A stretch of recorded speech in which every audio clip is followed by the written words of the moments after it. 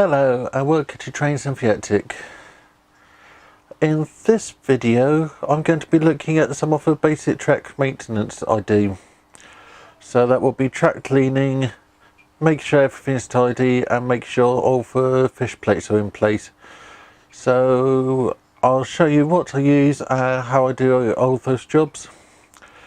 So stay tuned and I'll show you what I do. So this is just a bit of a track on the layout. There's 6 different lines here. And on the surface it might look like it's nice and shiny, but if you run your finger along you can see that there's dirt on the track. So one of the first things I do is cleaning the track. I used to use these Pico Point rubbers, but I found them not that good. So I now use these Gauge Master Track rubbers, and there'll be a link in the video description. These are a multi-gauge track rubber, and you can see how well I have used it before. I'll just move the camera and show you it in use. So you get the track rubber and then just run it along the surface like this, and then you get the dirt on the track, like on the rubber. That's all just natural grime from the track. So you just go through cleaning all the track like this. So, and then when that's done, your train should run quite nicely. This is a Traintec track tester, and it's a very useful device. On top of it you have a bicolour LED, and then on the bottom you have 2 copper tracks, and there's a resistor hidden in there somewhere. So this shows you where you've got electricity on the track. So it's good to tell you when you have just cleaned the track if you've got any problems, and it's also good when you're setting up track to make sure that points and other track work is working. So I'll show you how it gets used. To use the track tester, you've got 2 contacts on the back, and you just put it on the track, and then what I do is just run it along, and if the lights go out it either means that my hand have came off the track or there's a bit of dirt, and you can see it's lit. After cleaning the track and testing it, the next job is to actually physically clean the track. So I get a nice little paintbrush and just go up to the track and clear off any debris. It does rely on the fact that your bellies have been glued down properly, otherwise you can create a nasty little disaster. But this will clear all the loose little debris which the trains like to catch on. It doesn't need to be done every time I clean the track, but I do try to get it done about twice a year. So that's something else I do to try to keep the track maintained. The next thing I actually said was the fish plates. I don't know if I have said in a video before, but the fish plates are the little things you use to join 2 bits of tracks together. So I'll position the camera over some fish plates and show you the maintenance. I really don't know how well this will show up on the camera, but just here you have 2 of the fish plates. These are the things which connect 2 bits of tracks together.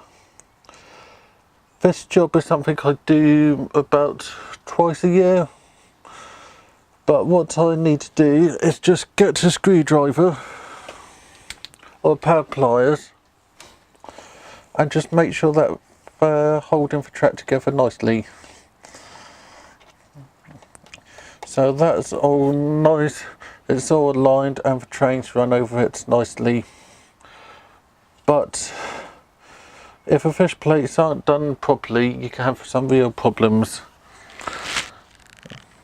So those are the track things to maintain, and I'll show you a few bits on the trains to maintain. Okay, I've now got a wagon to show you one of the other problems you get on the layout. It's the distance between that wheel and that wheel, which is known to the back-to-back measurement. Sometimes the wheels can get slightly pushed in or slightly pulled out, which can cause derailment and things. So that's why I got this little piece of metal. It's a precise width of the wheels. So what I do every now and again is just stick it in and just run the wheels around. It should be a tight fit, and it's just run it around the wheels. Some wheels it fits on quite nicely, so you can push it all the way through. These have got quite large axles, so it's not as easy. If it doesn't fit, just push the wheels slightly apart till they fit on it. If it's really loose, you just push the wheels tighter so that it's a tight fit. I can't remember how I got this wrong, but if you do a search for back-to-back gauges, you'll find it. So it's something I do when I get a new wagon, just check for gauging, and then if I have any trains which start to give me problems, I just quickly check that they're okay to make sure that that's not the problem on them. Okay, I've now taken us to a set of points. This here is the point motor. This is a surface mounted Pico point motor, and this is my polarity switch. I came to the points for several reasons. They can cause problems on the track. So one problem is the point can get slightly risen, so it will cause a problem. Another one is the point motors might rise, which will mean that it won't be able to throw the point. This is only a problem with surface mounted points. If you're using a wire in the middle, it's not a problem. And again, the switch can be a little problem as well, so it's just make sure everything is in line. Then again, this is something which you need to have a little clean every now and again, as you have a little gap between the rails there, which when it's open it can go through, and when it closed the train can go there. But if you get some dirt in between those two bits of track, you might have a situation where the point doesn't fully close, which can lead to derailments. So it's a case of just make sure your points are in good condition. I now have one of my point decoders in picture. You might think, why on earth would you need to worry about a point decoder? These have caused me the most headaches on failures than anything else in the layout. So with my setup, I have 3 points of failure. I have a decoder which can lose its address or do weird stuff or become unpowered. Then you have the point motors wires, which again have failure points here and failure points here. I have been known to spend hours trying to find a loose wire, just to find it's one of these connections here.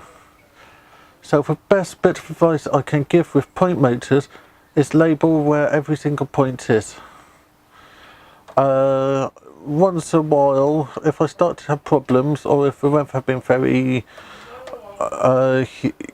hot, I just make sure that everything's tightened up, and that's working.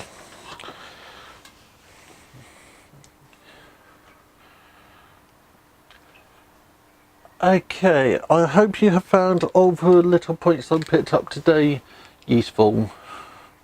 I'll put a list in the product description of whereabouts I bought the stuff.